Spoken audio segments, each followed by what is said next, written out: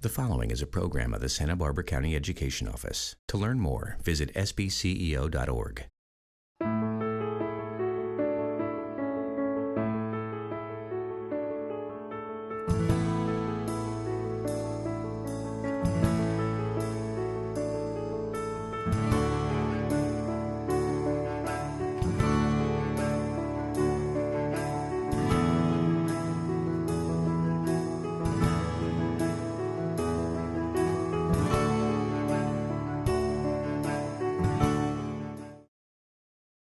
Hi, I'm Susan Salcido, Santa Barbara County Superintendent of Schools, and I am so delighted to introduce our guest today, Maria Gonzalez, who's the principal of the Mary Buren Elementary School in the Guadalupe Union School District. Maria, thank you so much for joining us. Thank you for having me. I'm so excited to have you share your story of your leadership as the principal of Mary Buren, but let's start with you and your childhood. Tell us where you were born and brought up. I was born in Santa Maria, raised in Guadalupe. I come from a siblings of 4. I am the youngest. I have 2 older sisters and 1 brother. And I attended the small school in Guadalupe, which is now known as Mary Buren Elementary. All right. So let's talk about your schooling. So Mary Buren, where did you go to junior high, secondary? Secondary, it was known back then, Main Street School, which is now known as Kermit McKenzie Intermediate School. Right. Okay, so it was Main Street then. Yes. And then where did you go to high school? I attended Rigetti High School. Okay, great. And I'd love to learn more, and we'll talk a little bit more about how it feels to be the principal of the school where you attended. And you probably have a good story about the naming of the school, Mary Buren, I would imagine. Let's say it now. How do you know about that story of how that school was named? Well, I was told that we had a former teacher, and her name was Mary Buren. She was a first grade teacher for I'm not sure how many years, and she was really good friends with one of my very good friends, Michelle Minetti, grandmother. And so after so many years, they named it after her. And I believe she passed away around 2 years ago. She lived up to 100. But we have her picture right in the hallway of our school. So that's wonderful. That's wonderful. And the Minetti family, Michelle's been on this show before. Of course, it's very special to have the former county Teacher of the Year at Mary Buren. So really appreciate that you shared that. So where did you go to college, and what did you decide to study? My sister, who was just a highly advocate of me and trying to push me in the right direction and gear me to the right directions, she filled out the state grant forms for me to attend college. She did all the paperwork. Once I graduated from Rigetti, she's like, here you go, you're going to go to Hancock. I'm like, oh, so she geared me on that path. And so I attended Hancock for about 3 years. I didn't know what I wanted to do. My first year, I was into dance. So I participated in the dance spectrum in 91, I believe. I can't remember. But that was my gear, and my path was through dance. Then I decided to visit my family member in Mexico. And her dad just built a school for her, and she was the principal, and she directed the whole small school that's nearby. And I visit her and just saw how she was leading students and just teaching them, and the joy of just doing that. So I helped out for a little bit, and then I said, that's my goal. I think I want to be an educator. And from Hancock, after the 3rd year, I transferred over to Cal Poly San Luis Obispo and majored in liberal studies, and then got my credential. I really appreciate that story, Maria, because not every child knows what do they want to do or what do they want to be when they're in elementary school or junior high or even high school. For you, it really happened after your experience in college and actually visiting your family and saying, okay, now it's coming together. And then it really did come together for you to go to school and get your credential. So I really appreciate that, because not everybody knows when they're a child what they want to be when they grow up. Well, at first, I'm sorry, but at first I wanted to be a dental hygienist. And my sister's like, well, why don't you want to be the dentist? And so she always pursued something higher for me. And so when I decided to be a teacher, and then she's like, anything else?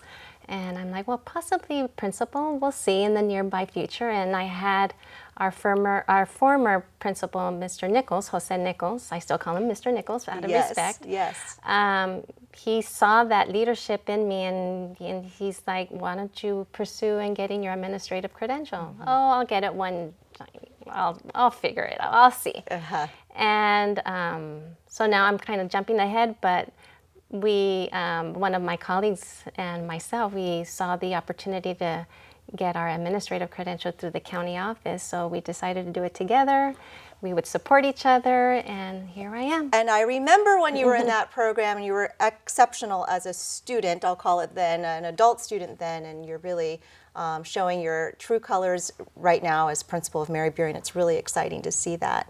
And I'm going to go back just a bit because you talked about your sister. She really was a bridge for you, mentor, really, as you said, kind of pulled you to get into the areas that you're in.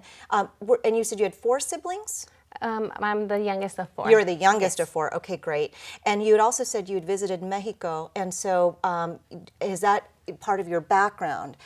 Speaking Spanish, the Mexican family. Say a little bit about the languages you speak, the culture. So at home, coming from a single parent household, mom worked most of the time, well, all of the time, I want to say, and I was raised by my older sister. But when mom would come home, we would just speak in Spanish. But since I was with my sister the majority of the time, I also learned English. So I feel like I learned both languages at the same time. So visiting family members in Mexico, they could hear my accent. I guess there's an Americanized accent in Spanish. So even if we're shopping, oh, you're from the other side, aren't you? And then, how do you know? So they must hear an accent within me. But when I come here and I talk in Spanish, they hear the accent from where my mother was raised, which was Mexico City. So they call it the Chilango accent. And so they hear that in me. So it's kind of like, where do I fit in? Which is also a struggle that most of our students go through. Where am I from? Am I from this place? But when I try to assimilate or be part of the group in the U.S., they see another side of me. So it's kind of like a struggle. Where are you coming from? Yeah. It's a shared struggle, shared experience, and I think probably your students who know that you've had that experience too probably are appreciative that they can relate with their principal in that way. I feel the same way, or have felt the same way in multiple different cultures, visiting South Korea, feeling like an outsider there, being here, feeling not quite, fitting in here especially when I was younger. So we really do have to work through that. And it's really important to know where your background is, but also know how to kind of assimilate and fit in and actually bring up the youth who feel the same way. So I think that's really special that you shared that. Thank you for doing that. So let me ask you about Mary Buren. Was Mary Buren the first place and only place you taught as a teacher? Yes, right after I graduated from Cal Poly, first thing I said, I'm going to go back to the community. I applied, and I was given the opportunity to be the first, to be a teacher there, and I taught first grade with the young ones. And so it was kind of nervous because, I've never worked with younger kids, but I think it was also a pleasure to even work as a first grade teacher because it was just so much fun. It was so much fun. Yes. And when you were at Cal Poly, you did student teaching. Yes. Were you doing student teaching with youngsters, first grade? Yes. Okay, yes. So you knew you wanted to be in elementary school. Yes. Okay, Yeah. got it. And I did my student teaching at Fairlawn. Oh, that's great. Olivia Bolaños was the assistant principal. And Fairlawn is in Santa Maria? Yes. Bonita, great. So first grade, I understand that was a dual language or bilingual class, is that right? Yes, it was bilingual. Yes, so perfect. And how long were you a first grade teacher? I was a first grade teacher for about 10 years. And then you switch grades. Then I switched over to, I thought, it's time for me to move on and change grade levels. So I taught third grade for 11 years. Wow. So, and was that also in the same dual language program? Yes, it was. Okay, wonderful. So you saw some of your students at some point. Yes. Right, at some point right Yes. there. So tell us about how you decided to apply to be principal, or did you apply, or how did that work? How did you become principal of Mary Buren? Mainly luck. And I say that because we had our former principal, who was Jesly Alvarez,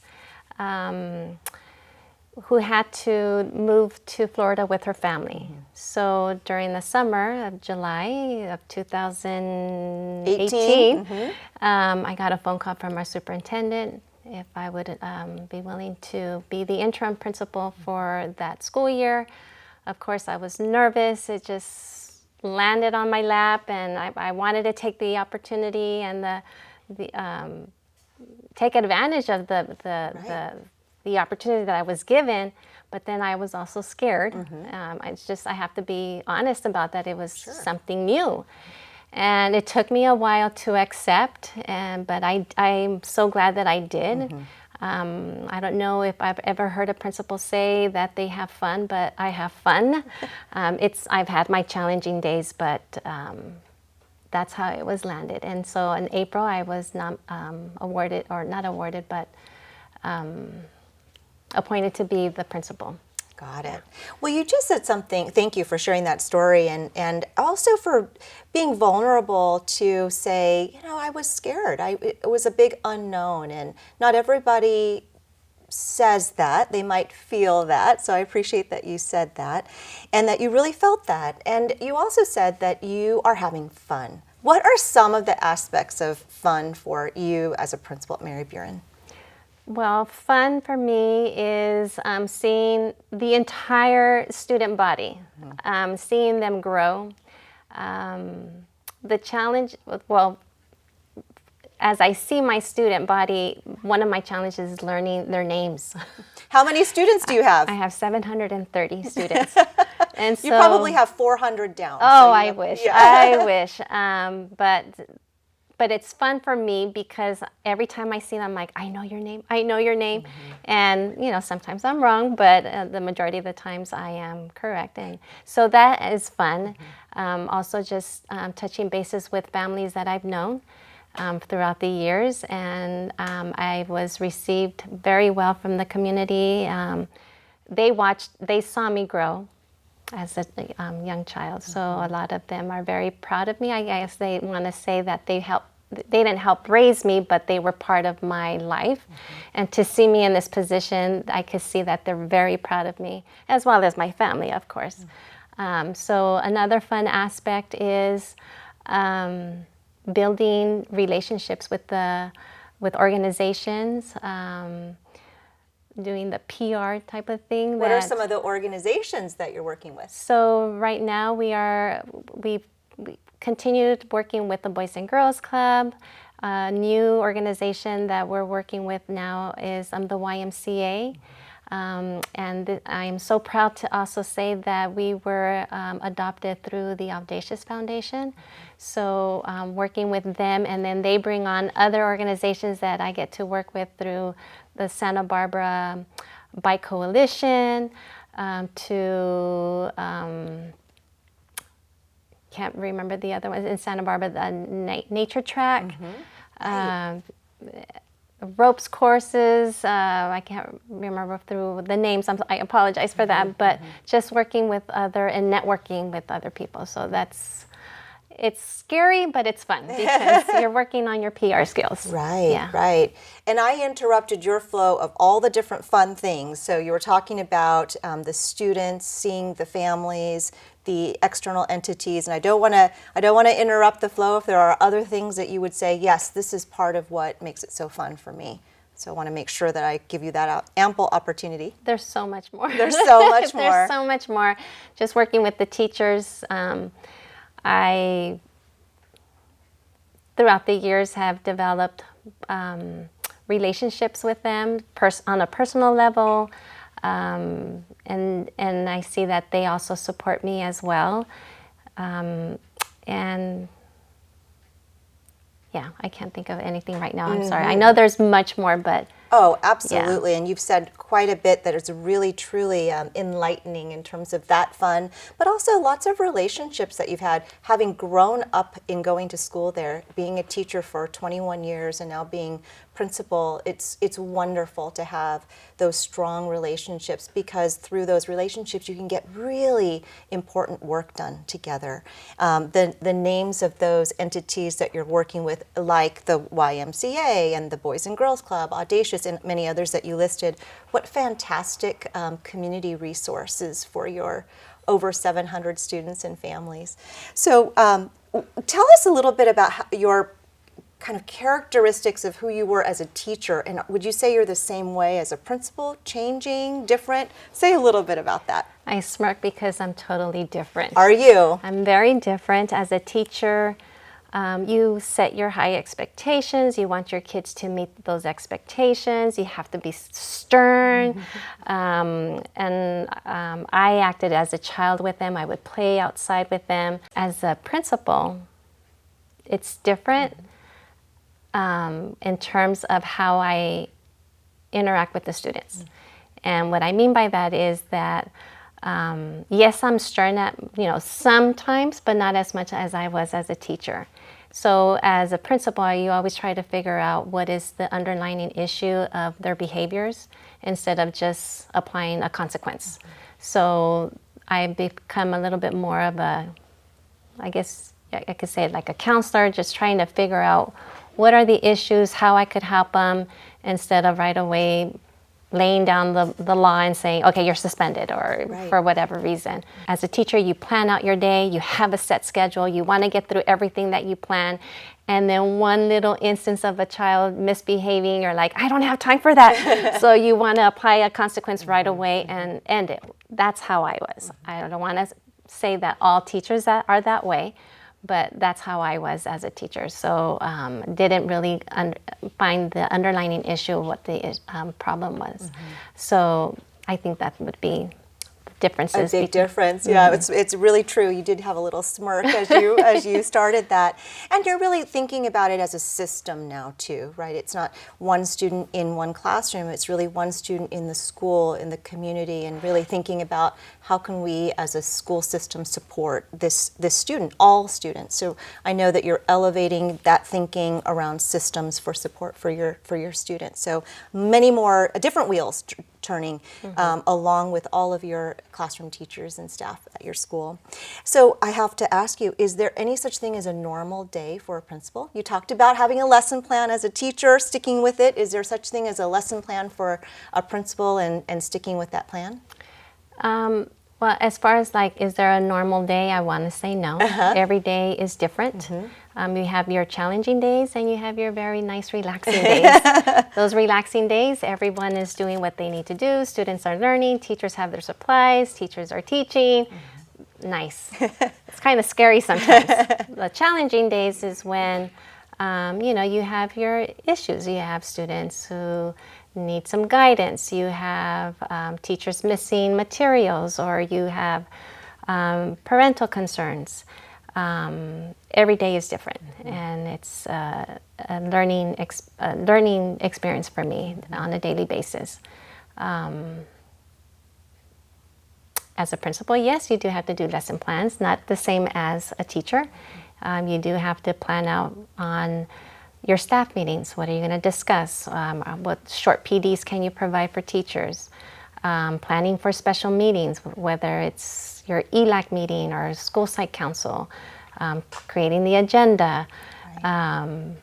What are am I following my SIPSA? Am I following the goals? Is the goals guiding my leadership skills? And so it's similar, but you have different tasks within the similarities. Right. So you definitely are planning. You said a lot of abbreviations that some of our audience members might not know, so I'll just say a few. You talked about PD, so professional development that you're planning for, and you have a very robust English Learner Advisory Committee, so you'd said ELAC, and you're always needing to plan for those, and your single plans for student achievement, your single plans that really you incorporate all of the vision, the actions and goals into a plan that really feeds up to a district-wide plan as well. So those are just a few of the things you mentioned, but you're definitely making connections between all of the planning, your lesson planning, but also plans for the schools.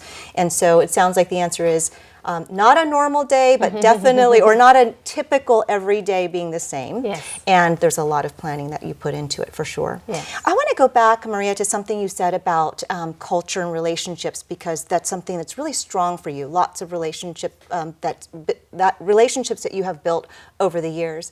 And engagement in schools is something that we focus on a lot, talk about a lot. We want our families and communities to really be engaged with their students at school and learn about what their students are learning about. And so I'm wondering if there's something that you do at Mary Buren that really helps to engage families at school, or I'm sure there's 20 things, if not 40 things, but just a few of the things that you're working towards for that engagement. Engagement piece, we started off the school year with a festival. So inviting the community to attend, and also inviting the community to like Kiwanis or Lions Club to recruit members. So bringing in a lot of the community organizations at our family festival, so including them in that perspective. We also have back to school night where they get to meet our teachers and myself. And first I do a small quorum, and then they are led out to go visit different classrooms. We are also currently working on the school-wide events where parents can come and participate or encourage our students. One of them that's coming up in April is the Jogathon that we have annually.